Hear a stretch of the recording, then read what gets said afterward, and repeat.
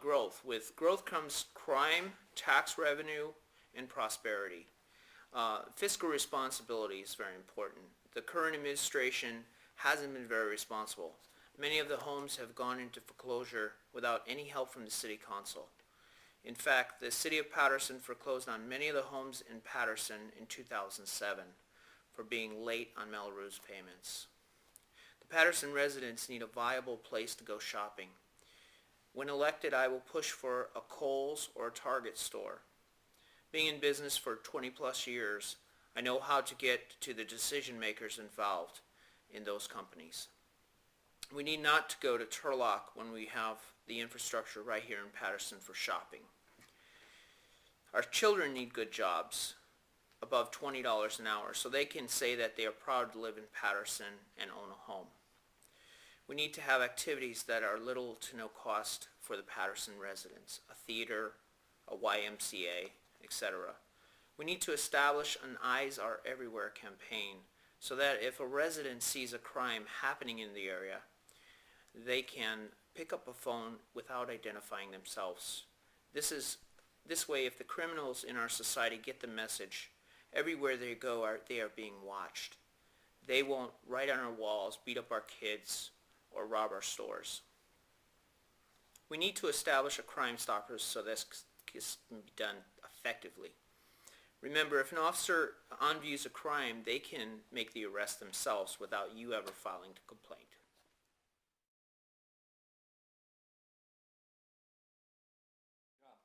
I will get things done. We need to study things we already know what the city needs. We need a large retailer to buy a pair of shoes and a nice pair of pants without driving for an hour and spending $20 to get there. This will also increase tax revenue. We need good businesses, not just a Long's or a Walgreens. We need to set up incentives for Fortune 500 companies to come to Patterson so they can create those jobs.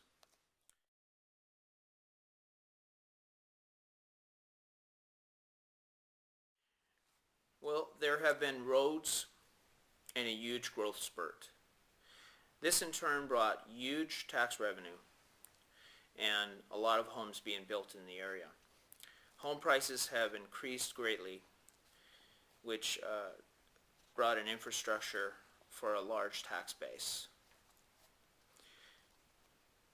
The city, how has it grown wrong? The city administration didn't do proper planning. The general plan to this date hasn't been updated since 1994. I am referring to the one hanging in the shelf at the City Hall. They didn't apparently know with growth comes crime, unfortunately, and they did not address that. That's one of the main things we need to address.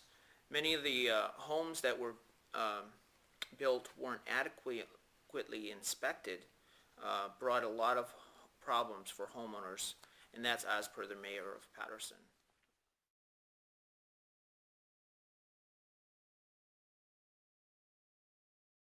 Okay, no more than 35,000 in the next 10 years. We need to build enough infrastructure, schools and such. Right now we don't have enough schools. We need more schools. We need big box retailers such as a Target or a Kohl's.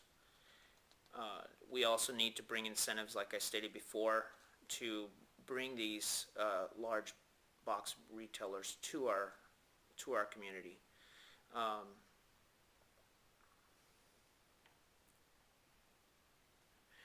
And right now we cannot support that kind of population at this time.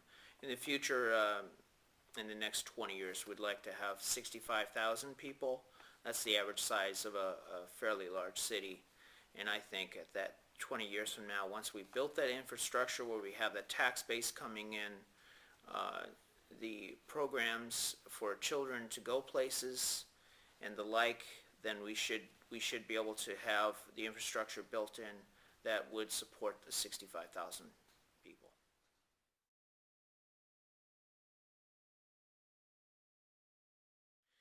The Patterson residents that I've spoken with, they don't want a bunch of trains going through the downtown city of Patterson. If they are somehow willing to avert the trains coming through our city, and they can show that West Park is going to bring viable services, jobs, and tax revenue to the city, it may be something to consider. However, I am not privy to any of the information except through the newspapers at this time. I would say no to the project. There are too many unanswered questions. And in closing, you've heard my thoughts on crime, growth, and other issues. And if you feel that they are on target and you want the results-oriented professional and proven leadership skills that I have, I ask you to vote for Victor M. Slonksnis in the November 4th election. Thank you.